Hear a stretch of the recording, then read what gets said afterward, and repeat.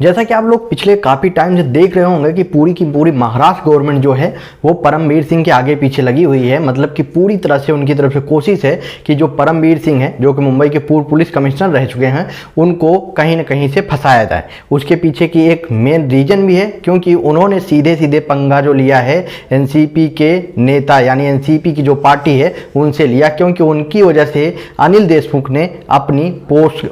को अपनी पोस्ट गंवानी पड़ी, वो भी होम मिनिस्टर की। तो अब जो एक बड़ी अपडेट आ रही है उसके बारे में हम बात करते हैं। आप सबको मैंने एक बात अपडेट दी थी जिसमें बताया था कि परमवीर सिंह जो है सुप्रीम कोर्ट पहुंचे थे और उन्होंने अपने ऊपर जो भी केस उनके ऊपर लगाए गए हैं, जो भी झूठे केस या जो भी सच है वो तो आने वाले टाइम पे पता चलेगा, लेकिन जो केस उनके ऊपर एफआईआर दर्ज की गई है उनको उन्होंने गलत बताते हुए सेंट्रल एजेंसी को इसमें जांच करने की मांग की। वो उनकी तरफ से बोला गया कि उनको जो है महाराष्ट्र गवर्नमेंट की किसी भी एजेंसी पे भरोसा नहीं है, तो वो जो है सेंट्रल एजेंसी को दे दें इस केस की छानबीन करने पे, तो उनको कोई भी प्रॉब्लम नहीं है। या तो अगर ऐसा नहीं है तो उनके ऊपर जितने भी केस लगाए गए हैं वो झूठे हैं, तो उस केस को बंद कर दिया जाए। ये अपील की गई थी परमवीर सिंह के द्वारा। लेकिन आपको जान के हैरानी होगी कि जिस बंदे ने, जो भीमराव खड़के हैं, जिन्होंने, जो कि एक पुलिस इंस्पेक्टर हैं, जिन्होंने इस परमवीर सिंह के ऊपर ये केस दर्ज कराया है, जिनके ऊपर काफ़ी बड़े बड़े आरोप लगाए गए थे, वो भी अब सुप्रीम कोर्ट पहुंच गए हैं।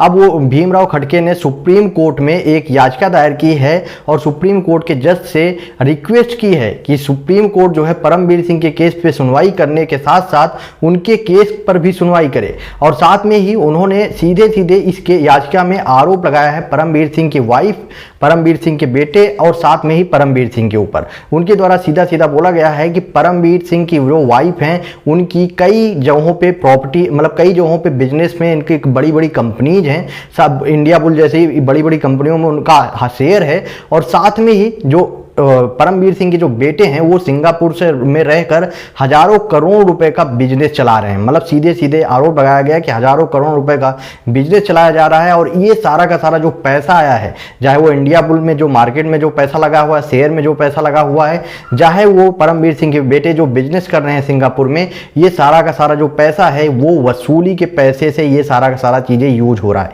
ये सीधा भीमराव खड़के के द्वारा आरोप लगाया गया है और इनके द्वारा सीधा सीधा रिक्वेस्ट किया गया है कि परमवीर सिंह के केस पे सुनवाई से करने से पहले वो उनके केस पर भी सुनवाई करें, क्योंकि परमवीर सिंह ने जितनी भी प्रॉपर्टी अभी तक बनाई है वो पूरी के पूरी सिर्फ और सिर्फ वसूली करके ही बनाई है। ये चीज का आरोप जो है भीमराव खड़के के द्वारा लगाया जा रहा है। तो आप सोच सकते हैं कि इस टाइम परमवीर सिंह की मुसीबत कितनी ज़्यादा बढ़ चुकी है। जहां वो सुप्रीम कोर्ट पहुंचे थे, उन्होंने सोचा था किसी तरह से इस केस को सेंट्रल एजेंसी को सौंप दिया जाएगा, लेकिन सबसे बड़ी बात कि अब जो है भीमराव खड़के, जो कि एक पुलिस इंस्पेक्टर हैं, वो भी इसी याचिका के खिलाफ में सुप्रीम कोर्ट पहुंच चुके हैं। अब उनके द्वारा ये याचिका सीधा सीधा परमवीर सिंह के ऊपर काफ़ी बड़े बड़े आरोप इनके द्वारा लगा दिए गए हैं।